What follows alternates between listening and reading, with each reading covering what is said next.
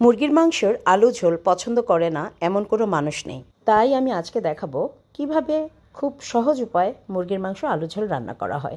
আসসালামু আলাইকুম এভরিওয়ান, কেমন আছেন? আজকে আমি আপনাদের সামনে নিয়ে আসছি কিভাবে সহজ উপায়ে মুরগির মাংস আলু ঝোল রান্না করা যায়। এখানে প্রথমে আমি একটা কড়াইতে তেল গরম করে এলাচি, দারচিনি আর লবঙ্গ দিয়ে নিয়েছি। তারপর আমি কিছু পেঁয়াজ দিয়ে নিয়েছি। এখন আমি পেঁয়াজটাকে ভালো করে তেলের সাথে ভাজবো। আর এদিকে আমি মুরগি কেটে ধুয়ে পরিষ্কার করে রেখেছি, সাথে আলু কেটেও রেখেছি। যেহেতু মুরগির মাংসের আলু ঝোল, এই জন্য আলুটাকে আমি একটু বড় করেই কাটবো। এই পর্যায়ে আমরা এখন পেঁয়াজটা নরম হওয়া পর্যন্ত অপেক্ষা করব। আমি যে মুরগিটি রান্না করছি সেটা হচ্ছে ফার্মের লাল মুরগিগুলো। এই মুরগিগুলোতে অনেক তেল হয়, তাই মুরগির যে তেলটা সেটা এখন আমি পেঁয়াজের সাথে দিয়ে নিয়েছি। পেঁয়াজটা এ পর্যায়ে হোয়াইট ব্রাউন হয়ে গেছে, তখন আমি এর মধ্যে দিয়ে দিলাম রসুন বাটা, আদা বাটা। আর আমি সবসময় জিরা বাটাটা খেতে পছন্দ করি, অনেকে জিরার গুঁড়ি খায়, তো আমি দিয়ে দিলাম এখানে জিরা বাটা। জিরা বাটাটা দিলে একটা অন্যরকম ফ্লেভার লাগে, স্পেশালি মুরগির মাংসতে। এখন আমি মশলাগুলোকে ভালো করে কষাবো। কষানোর পর আমি সামান্য পরিমাণ পানি দিয়ে দিব। পানি দিয়েছে কারণ এখন আমি এখানে গুঁড়া মশলা দিব।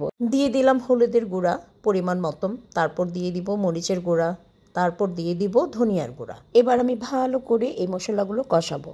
মশলাটা আগে থেকে কষিয়ে নিলে মুরগির মাংসের ঝোলটা অনেক ভালো লাগে। আর যেহেতু আলু ঝোল, ঝোলটা দেখতে যেন ভালো হয়, এজন্যই মশলাটা আগে কষিয়ে নিতে হবে। মশলায় তেল ওঠার পর এবার আমি এখানে মুরগির মাংসটা দিয়ে নেব।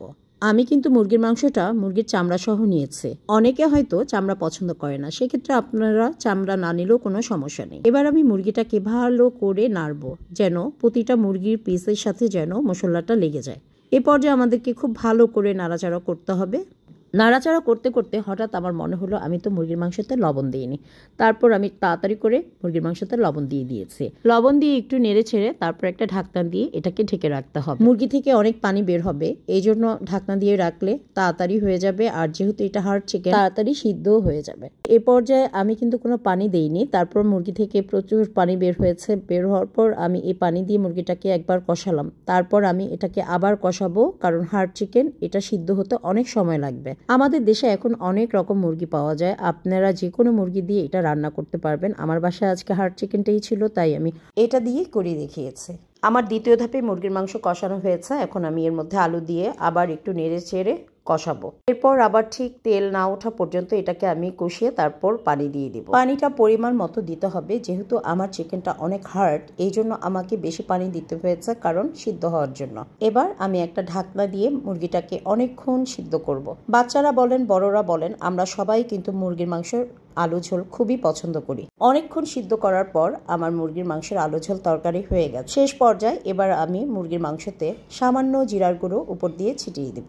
জিরার গুঁড়োটা দিলে খাবারের স্বাদ দ্বিগুণ বেড়ে যায়। আজকের জন্য এ পর্যন্তই। কেমন লাগলো আমার রেসিপি? ভালো লাগলে অবশ্যই লাইক, কমেন্ট, শেয়ার করে পাশে থাকবেন।